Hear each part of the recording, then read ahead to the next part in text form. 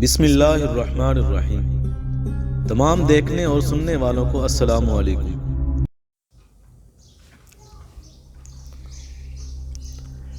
کہتے ہیں کہ ملک الموت نے بارگاہ رب العزت میں عرض کی، اے مولا کریم، میں نے کروڑوں لوگوں کی جانیں قبض کی ہیں، مگر دو جانیں ایسی ہیں کہ جنہیں قبض کرتے وقت مجھے بڑا ہی صدمہ و افسوس ہوا ہے۔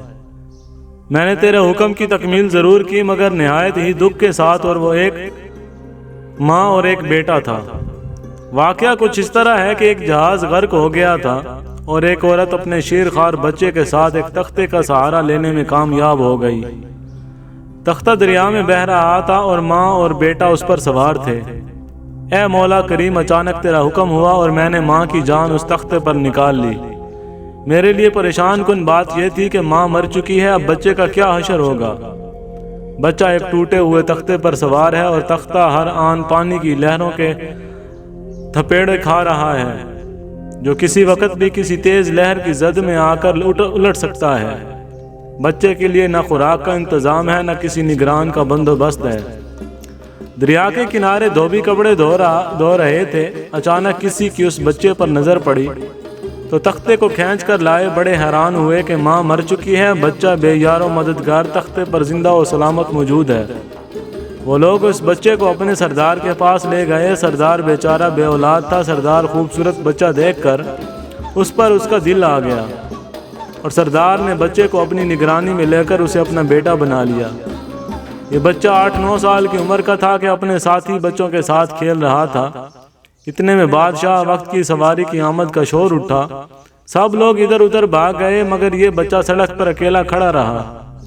بادشاہ کی سواری گزر گئی، اس بچے کے اس کا عملہ پیدل آ رہا تھا۔ ان میں سے ایک سپاہی کو راستے میں سے سرمے کی ایک پڑیا مل گئی۔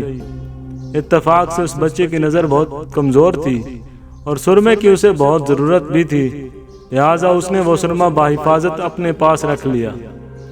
آنکھوں میں لگانے سے پہلے اسے خیال آیا کہ یہ سرما کوئی تکلیف نہ پہنچائے، لگانے سے پہلے کسی دوسرے شخص پر آزما لینا چاہیے۔ قریب ہی وہ بچہ کھڑا تھا، اس نے اس بچے پر آزمانا چاہا۔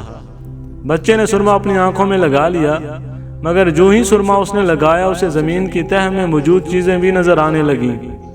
اس نے دیکھا کہ زمین کے اندر بہت سے خزانے پوشیدہ ہیں۔ بچہ ہوشیار تھا، اس نے چیخنا چلانا شروع کر دیا کہ سرما لگانے کی وجہ سے میری آنکھوں میں سخت تکلیف پیدا ہو گئی۔ وہ سرمے کی پڑیا گرا کر چلے گئے۔ بچہ سرمے کی پڑیا اٹھا کر گھر پہنچا اور خوشی خوشی باپ کو سارا واقعہ سنایا۔ سردار بڑا خوش ہوا۔ باپ نے کہا کہ ہمارے پاس آدمی بھی ہیں اور گدھے بھی ہیں، تم سرما لگاؤ، ہم تمہارے ساتھ چلتے ہیں۔ جہاں کہیں خزانہ پاؤ ہمیں بتاؤ، ہم نکالیں گے۔ چنانچہ ایسا ہی ہوا۔ بچے کے بتانے پر وہ لوگ خزانے نکالنے لگے اور تھوڑے ہی عرصے میں امیر بن گئے۔ بچہ جوان ہوا تو اس نے پرزے نکالنے شروع کیے۔ ان کے پاس دولت کی فراوانی ہو گئی۔ زمین کے تمام خزانے اس کی نظروں میں تھے۔ اس نے آہستہ آہستہ بہت سے آدمی اپنے ساتھ ملا لیے۔ اس کے بعد تمام سرداروں کو ادھر ادھر کر دیا اور خود سردار بن گیا۔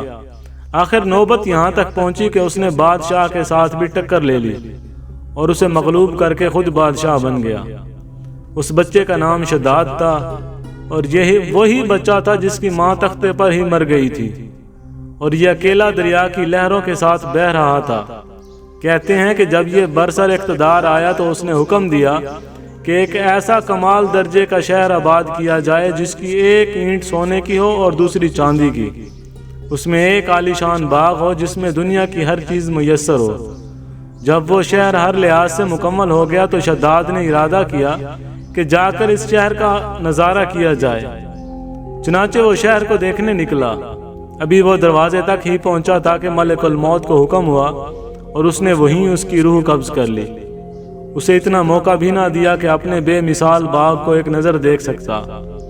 ملک الموت نے کہا کہ اے مولا کریم، اس شخص کی روح قبض کرتے وقت بھی مجھے نہایت ہی صدمہ پہنچا کہ وہ شخص ہر چیز تیار کر کے اسے دیکھ بھی نہ سکا۔ اللہ تعالیٰ نے فرمایا، یہ وہی بچہ ہے جس کی ماں تختے پر مر گئی تھی اور اس پر تجھے ترس آیا تھا۔ اس بچے نے بڑے ہو کر نافرمانی کی، خدا کے حکم سے بغاوت کی اور سرکشی اختیار کی۔ مگر ہم نے اسے خود ساختہ جنت میں قدم رکھنے کی مہلت بھی نہ دی، اسے باہر ہی ہلاک کر دیا۔ اسی جنت کے بارے میں مشہور ہے کہ وہ دنیا میں موجود ہے مگر انسان کی نظروں سے اوجھل ہے۔ امیر معاویہ رضی اللہ عنہ کے زمانے میں ایک صحابی کا اونٹ گم ہو گیا تھا۔